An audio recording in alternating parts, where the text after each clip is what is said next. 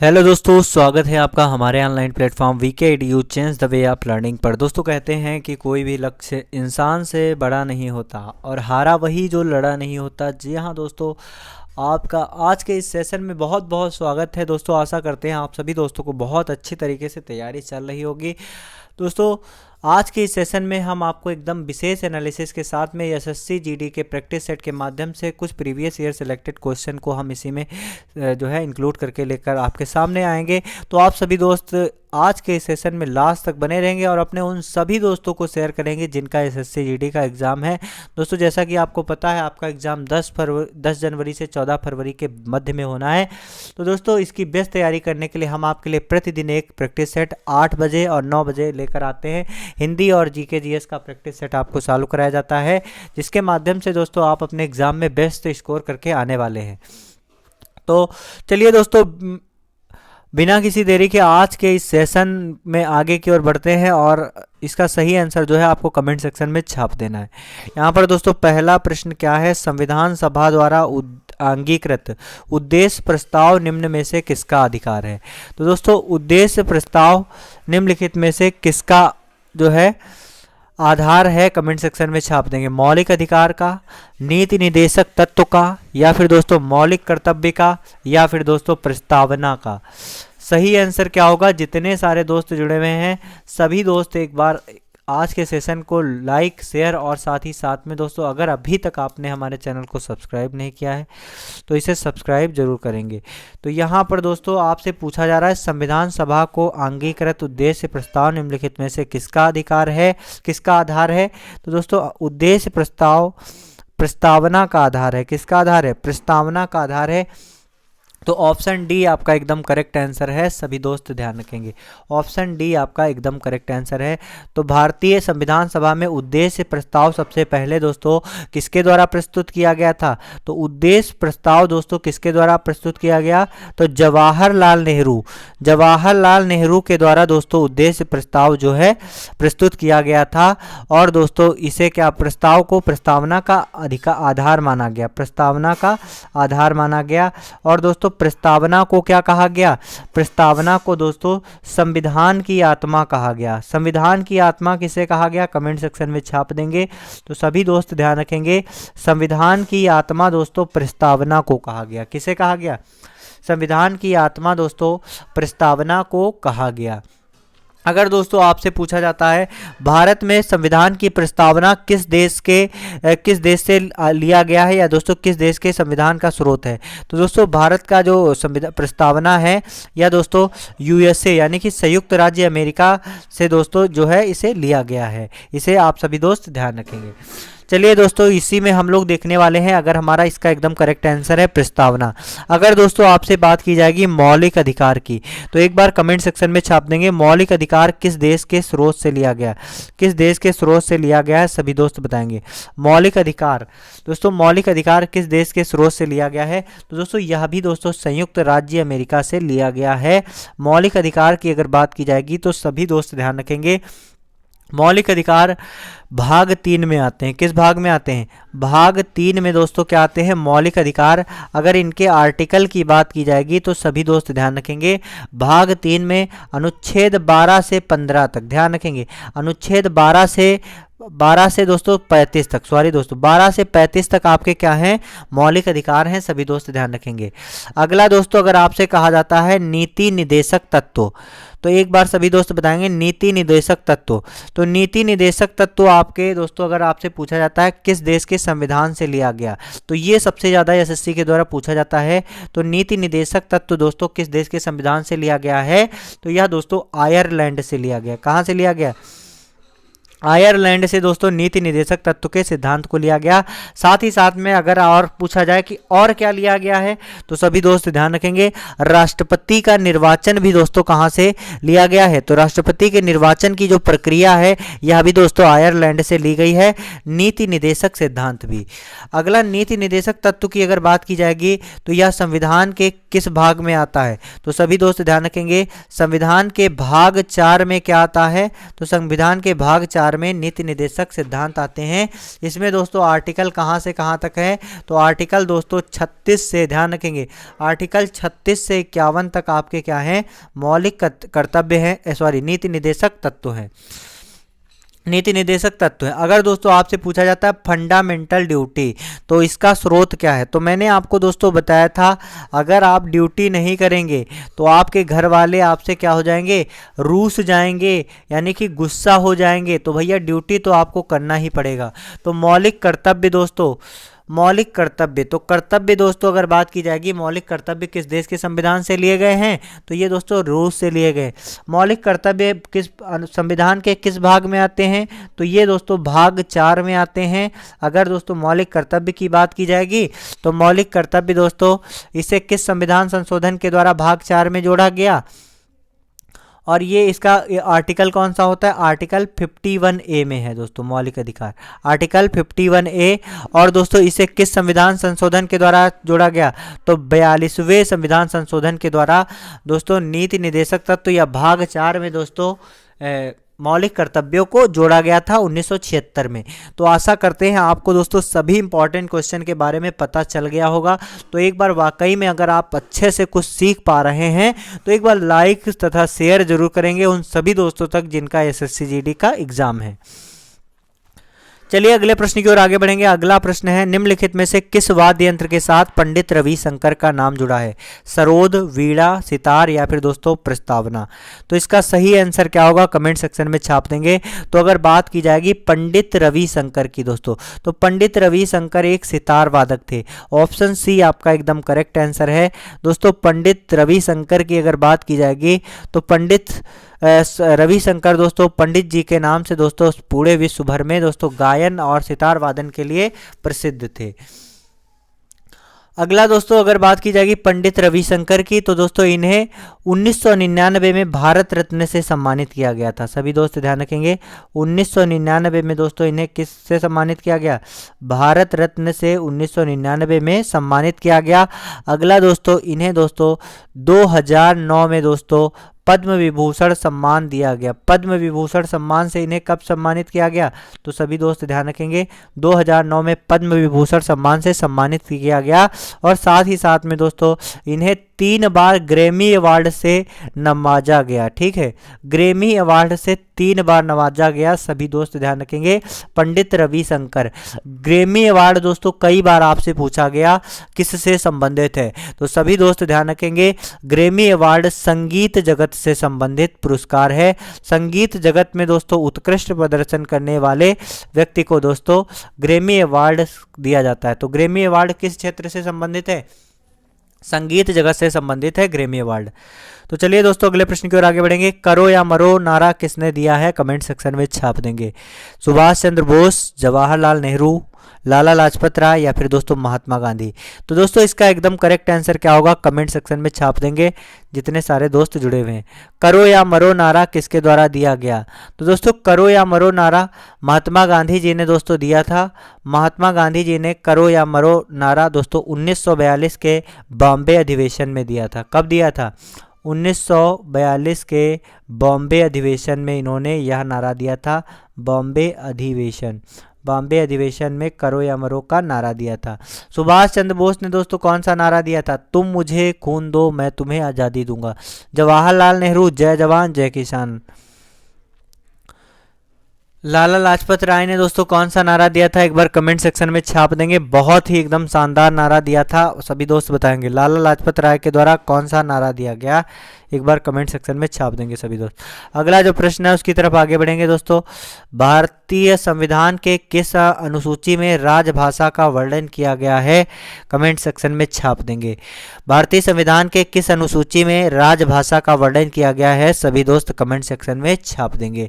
तो दोस्तों भारतीय संविधान के अनुसूची 8 में किसमें वर्णित किया गया, तो अनुसूची 8 में भाषाओं का राजभाषा का वर्णन किया गया। राजभाषा का वर्णन किया गया।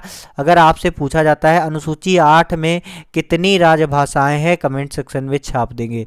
तो अनुसूची 8 में दोस्तों सभी दोस्त ध्यान रखेंगे, अनुसूची 8 में दोस्तों कितनी राजभाषाएं वर्णित है, 22 राजभाषाएं वर्णित हैं। इसमें से मूल कितनी है दोस्तों, इसमें से मूल भाषाएं कितनी है, कमेंट सेक्शन में छाप देंगे। तो वर्णित भाषाओं 22 में से मूल भाषाओं की संख्या कितनी है, तो दोस्तों मूल भाषाओं की संख्या 14 वर्णित थी। कितनी थी, 14 वर्णित थी। और 2003 में दोस्तों इसमें कौन कौन सी भाषाएं बढ़ गई, 2003 में दोस्तों मैथिली, डोंगरी, बोडो और संथाली ये दोस्तों 8वीं अनुसूची में जोड़ी गई थी। सभी दोस्त ध्यान रखेंगे। अगला दोस्तों अगर आपसे पूछा जाता है, यहाँ पर ध्यान से देखेंगे तो राजभाषा का संबंध किससे है, अनुसूची 8 से।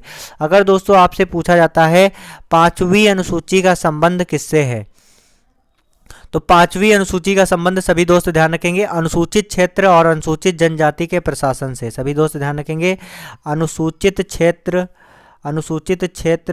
और अनुसूचित जनजाति और अनुसूचित जनजाति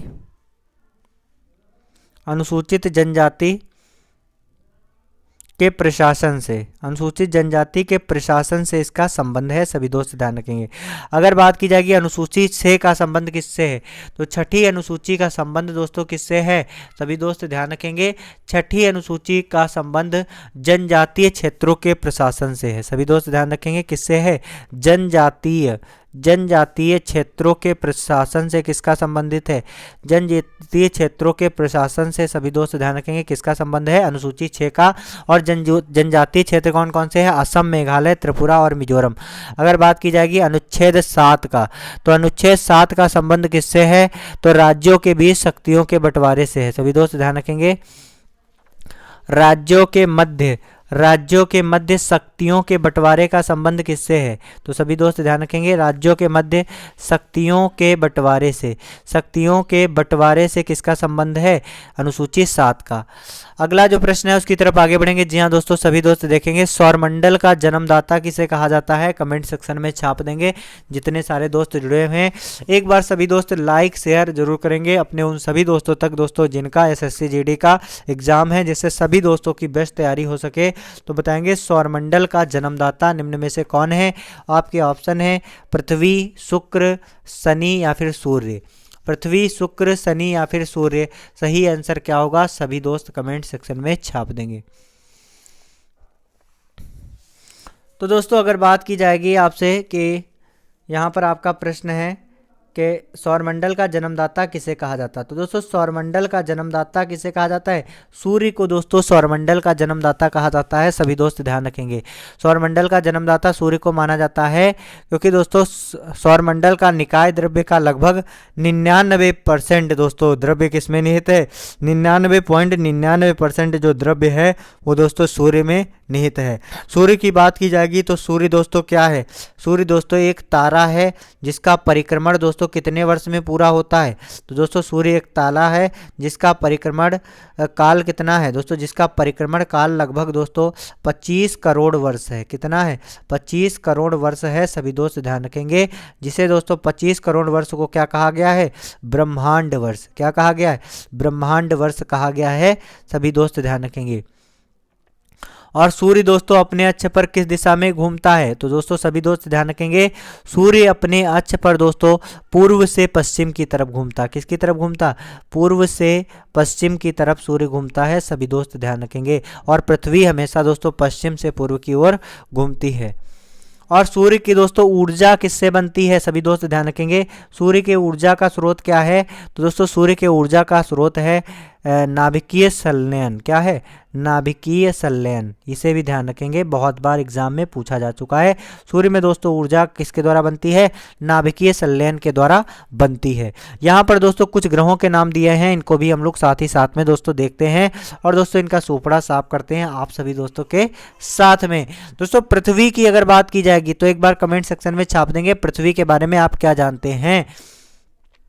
तो दोस्तों पृथ्वी की अगर बात की जाएगी तो दोस्तों पृथ्वी एकमात्र ऐसा ग्रह है जहां पर क्या पाया गया है, जीवन पाया गया है। अगर आपसे पूछा जाता है दोस्तों पृथ्वी की बात अगर की जाएगी तो सभी दोस्त ध्यान रखेंगे पृथ्वी को क्या कहा गया है, पृथ्वी को क्या कहा गया है कमेंट सेक्शन में छाप देंगे। तो दोस्तों पृथ्वी को नीला ग्रह कहा गया। क्या कहा गया, पृथ्वी को दोस्तों कहा गया है नीला ग्रह।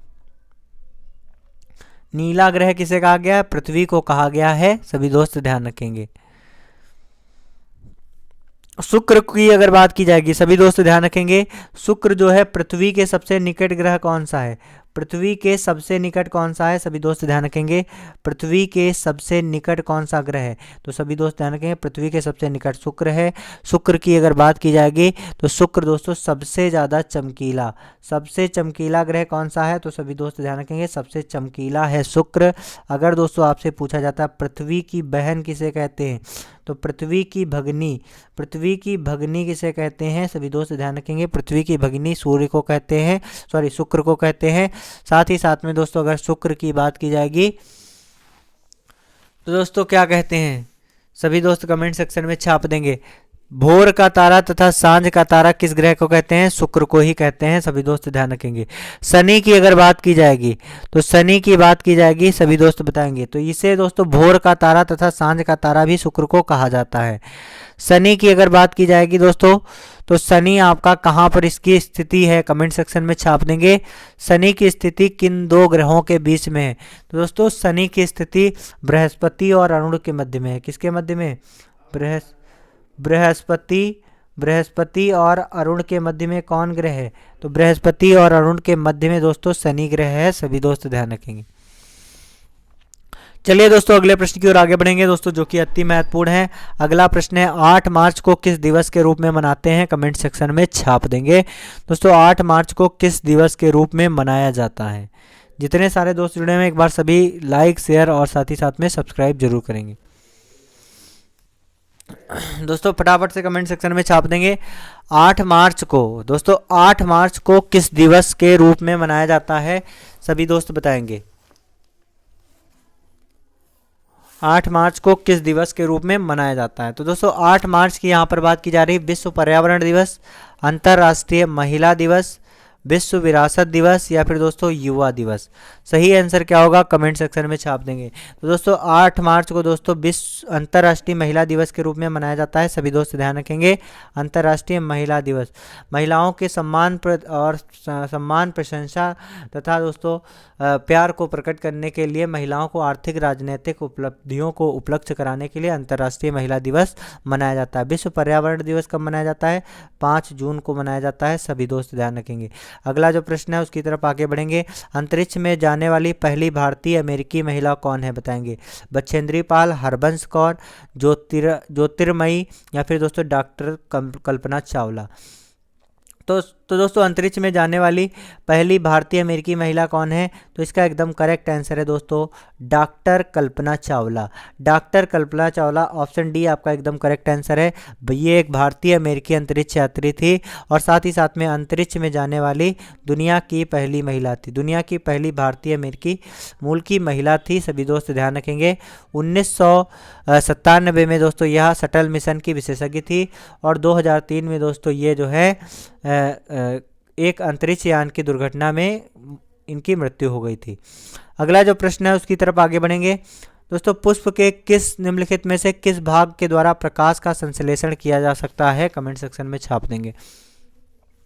पुमंग, जायांग, बाह्य दलपुंज या फिर दोस्तों दलपुंज। इसका सही आंसर क्या होगा कमेंट सेक्शन में छाप देंगे। तो दोस्तों अगर पूछा जाता है पुष्प के निम्नलिखित में से किस भाग के द्वारा प्रकाश का संश्लेषण किया जा सकता है, तो इसका एकदम करेक्ट आंसर है दोस्तों दलपुंज। दलपुंज के द्वारा दोस्तों प्रकाश का संश्लेषण किया जा सकता है। दलपुंज की अगर बात की जाएगी तो यह दोस्तों पुष्प का सबसे नीचे और बाहरी का भाग होता है। पुष्प का सबसे निचला और बाहरी भाग क्या होता है, पुष्प का निचला तथा बाहरी भाग होता है दोस्तों दलपुंज। बाहरी भाग क्या होता है, दलपुंज होता है, सभी दोस्त ध्यान रखेंगे।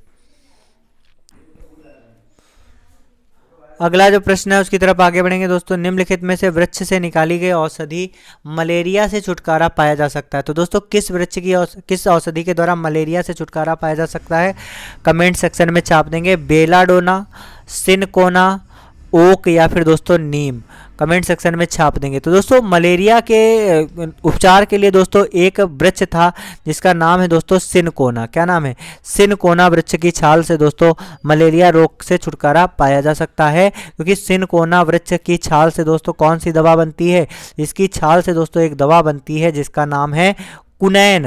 नाम याद रखेंगे दोस्तों, बहुत ही इंपॉर्टेंट है, कई बार पूछा जा चुका है। तो सिनकोना वृक्ष के छाल से दोस्तों कौन सा निकलता है? कुनैन नामक दवा बनाई जाती है जो मलेरिया के उपचार में लाभदायक है। किसके उपचार में लाभदायक है? मलेरिया के उपचार में लाभदायक है, सभी दोस्त ध्यान रखेंगे। अगला प्रश्न क्या है उसकी तरफ आगे बढ़ेंगे। अर्थशास्त्र में बाजार से क्या अभिप्राय है? कोई केंद्रीय स्थान, प्रतियोगिता की उपस्थिति, माल भंडारण का स्थान या फिर दोस्तों दुकान तथा सुपर बाजार। सही आंसर क्या होगा कमेंट सेक्शन में छाप देंगे। दोस्तों बाजार की अगर बात की जाएगी, बाजार का क्या अभिप्राय है? दोस्तों बाजार किसे कहा जाता है? बाजार दोस्तों वह स्थान होता है जहां पर दोस्तों किसी भी वस्तु का व्यापार होता है या फिर कोई दोस्तों बाजार में कोई वस्तु बेची तथा खरीदी जाती है, उस स्थल को क्या कहा जाता है? बाजार। तो बाजार में दोस्तों कई बेचने वाले की एक जगह पर एकत्रित होते हैं जिसके वहाँ पर प्रतियोगिता उपस्थित होती है। क्या उपस्थित होती है? जो बेचने वाले होते हैं उनके बीच में क्या होती है? प्रतियोगिता। दोस्तों कंपटीशन रहता है, क्योंकि बाजार में हर कोई अपना प्रोडक्ट जो है सेल करना चाहता है, बेचना चाहता है, तो उनके बीच में क्या होती है? प्रतियोगिता की उपस्थिति होती है। तो ऑप्शन बी आपका एकदम करेक्ट आंसर है, सभी दोस्त ध्यान रखेंगे। भूगोल का जनक किसे कहा गया है? कमेंट सेक्शन में छाप देंगे जितने सारे दोस्त जुड़े। हिप्पिक्किस को, एटोस्थनीज को, हेरोडोटस को या फिर दोस्तों मेंडल को, कमेंट सेक्शन में छाप देंगे। सही आंसर क्या होगा? तो दोस्तों भूगोल का जनक किसे कहा गया है? भूगोल का जनक दोस्तों एक ग्रीक विद्वान थे जिनका नाम क्या है? इरिटोस्थनीज। क्या नाम है? इरिटोस्थनीज। ये दोस्तों क्या है? एक ग्रीक विद्वान है। इन्होंने दोस्तों इन्हें क्या कहा गया है? भूगोल का जनक कहा गया है, सभी दोस्त ध्यान रखेंगे। और इन्होंने ही दोस्तों भूगोल शब्द का सबसे पहले उपयोग किया। भूगोल शब्द के पहले उपयोग करने वाले व्यक्ति थे। और इरिटोस्थनीज ने पृथ्वी की परिधि से संबंधित जो कुछ जानकारियां बताई थी। यहाँ पर दोस्तों ध्यान से देखेंगे, पृथ्वी की परिधि को निर्धारित करने में किसने सहायता की? तो दोस्तों पृथ्वी की परिधि को निर्धारित करने में किसके द्वारा सहायता की गई? तो इसका दोस्तों किसने सहायता की थी? इरिटोस्थनीज थे। मेंडल को दोस्तों क्या कहा गया? यहाँ पर दोस्तों इसको हटा देते। मेंडल को क्या कहा गया? अनुवांशिकता का जनक। अनुवांशिकता का जनक कौन है? कमेंट सेक्शन में छाप देंगे। अनुवांशिकता का जनक, जेनेटिक, फादर ऑफ जेनेटिक्स किसे कहा गया है? तो फादर ऑफ जेनेटिक्स दोस्तों मेंडल को कहा गया। अगला जो प्रश्न है उसकी तरफ आगे बढ़ेंगे। अगला प्रश्न है दोस्तों डीएनए की द्विकुंडलित संरचना की खोज किसने की? तो दोस्तों डीएनए की द्विकुंडलित संरचना की अगर बात की जाएगी तो इसकी खोज दोस्तों वाटसन एवं क्रिक के द्वारा की गई, सभी दोस्त ध्यान रखेंगे। वाटसन एवं क्रिक ने दोस्तों 1953 में दोस्तों डीएनए की द्विकुंडलित संरचना की दोस्तों खोज की और यह मॉडल दोस्तों प्रस्तुत किया, जिसके लिए दोस्तों इन्हें वाटसन तथा क्रिक को 1962 में दोस्तों चिकित्सा का नोबेल पुरस्कार मिला था। किसका नोबेल पुरस्कार मिला था? चिकित्सा का नोबेल पुरस्कार मिला था, सभी दोस्त ध्यान रखेंगे। चिकित्सा का नोबेल पुरस्कार मिला था, सभी दोस्त ध्यान रखेंगे। अगला जो प्रश्न है उसकी तरफ आगे बढ़ेंगे। जी हाँ दोस्तों, अगला प्रश्न है निम्नलिखित में से कौन सी धातु मुक्त अवस्था में पाई जाती है? सभी दोस्त कमेंट सेक्शन में छाप देंगे। तो दोस्तों कौन सी धातु जो है मुक्त अवस्था में पाई जाती है? आपके ऑप्शन है तांबा, लोहा, जस्ता या फिर सीसा। तो दोस्तों कौन सी धातु मुक्त अवस्था में पाई जाती है? इसका एकदम करेक्ट आंसर है दोस्तों तांबा, Cu। दोस्तों तांबा धातु मुक्त अवस्था में पाई जाती है। यह दोस्तों एक भौतिक तत्व है जिसकी परमाणु संख्या क्या है? तांबा की परमाणु संख्या क्या है? कमेंट सेक्शन में छाप देंगे। दोस्तों तांबा की परमाणु संख्या अगर एटॉमिक नंबर की बात की जाएगी तो इसकी परमाणु संख्या क्या है? 29। अगर दोस्तों इसके एटॉमिक मास की बात की जाएगी यानी कि दोस्तों परमाणु भार की, तो दोस्तों इसका परमाणु भार कितना होता है? 63.5 इसका परमाणु भार होता है, सभी दोस्त ध्यान रखेंगे। और तांबा का प्रयोग दोस्तों किसमें किया जाता है? मिश्र धातु के निर्माण में। मिश्र धातु के निर्माण में दोस्तों किसका प्रयोग किया जाता है? मिश्र धातु के निर्माण में तांबा का प्रयोग किया जाता है। अगला जो प्रश्न है उसकी तरफ आगे बढ़ेंगे। जी हाँ दोस्तों, अगला प्रश्न क्या है? भारत में कौन सा राष्ट्रीय उद्यान देश का पहला राष्ट्रीय उद्यान बन गया है? भारत में कौन सा उद्यान दोस्तों देश का पहला राष्ट्रीय उद्यान बना है? काजीरंगा राष्ट्रीय उद्यान, मानस राष्ट्रीय उद्यान, या फिर दोस्तों ग्रेट हिमालयन राष्ट्रीय उद्यान, या फिर ऑप्शंस डी है दोस्तों उपरोक्त में से कोई नहीं। दोस्तों भारत में कौन सा राष्ट्रीय उद्यान देश का पहला राष्ट्रीय उद्यान बना है? कमेंट सेक्शन में छाप देंगे। तो इसका दोस्तों एकदम करेक्ट आंसर है काजीरंगा राष्ट्रीय उद्यान। दोस्तों काजीरंगा राष्ट्रीय उद्यान दोस्तों सैटेलाइट फोन का उपयोग करने वाला, दोस्तों किसका उपयोग करने वाला? सैटेलाइट। दोस्तों सैटेलाइट फोन का उपयोग करने वाला पहला बना है। तो यहाँ पर दोस्तों सैटेलाइट ध्यान रखेंगे। सैटेलाइट फोन का उपयोग करने वाला देश का पहला दोस्तों राष्ट्रीय उद्यान कौन बना है? तो दोस्तों काजीरंगा राष्ट्रीय उद्यान। अगला दोस्तों प्रश्न क्या है उसकी तरफ आगे बढ़ेंगे। प्रसिद्ध रॉक गार्डन कहाँ पर स्थित है? कमेंट सेक्शन में छाप देंगे। चंडीगढ़, बेंगलुरु, मुंबई, या फिर गुवाहाटी। तो दोस्तों प्रसिद्ध रॉक गार्डन कहाँ पर स्थित है? चंडीगढ़ में। चंडीगढ़ में स्थित है। इस गार्डन की स्थापना कब हुई थी? 1957 में दोस्तों हुई थी। सभी दोस्त ध्यान रखेंगे। अगला जो प्रश्न है उसकी तरफ आगे बढ़ेंगे। सभी दोस्त ध्यान से देखेंगे। वे रासायनिक पदार्थ जो जीवों की गतिविधियां और उनकी वृद्धि का समन्वय करते हैं क्या कहलाते हैं? दोस्तों वे रासायनिक पदार्थ जो जीवों की गतिविधियों और उनकी वृद्धि का समन्वय करते हैं क्या कहलाते हैं? हार्मोन, रुधिर, सोडियम, या फिर दोस्तों कोशिका द्रव्य। सही आंसर क्या होगा? कमेंट सेक्शन में छाप देंगे। तो दोस्तों इसका एकदम करेक्ट आंसर क्या होगा? तो वे हार्मोन वे रासायनिक पदार्थ हैं दोस्तों। यहाँ पर क्या हो जाएगा? हार्मोन। हार्मोन वे रासायनिक पदार्थ है जो जीवों की गतिविधियों और उनकी वृद्धि का समन्वय करते हैं। तो इसके लिए दोस्तों एकदम करेक्ट आंसर क्या हो जाएगा? हार्मोन। हार्मोन की अगर बात की जाएगी दोस्तों तो सभी दोस्त ध्यान रखेंगे। हार्मोन शब्द का प्रतिपादन किसने किया है? कमेंट सेक्शन में छाप देंगे। दोस्तों हार्मोन शब्द का प्रतिपादन बेलिस तथा स्टर्लिंग के द्वारा किया गया। किसके द्वारा? बेलिस तथा स्टर्लिंग। बेलिस तथा स्टर्लिंग ने दोस्तों किस शब्द का प्रतिपादन किया? तो इन्होंने दोस्तों हार्मोन शब्द का प्रतिपादन किया। सभी दोस्त ध्यान रखेंगे। और हार्मोन्स जो जीवों की गतिविधियों में वृद्धि और समन्वय करते हैं। अगला जो प्रश्न है उसकी तरफ आगे बढ़ेंगे। जी हाँ दोस्तों ध्यान से देखेंगे और सही आंसर जो है कमेंट सेक्शन में छाप देंगे।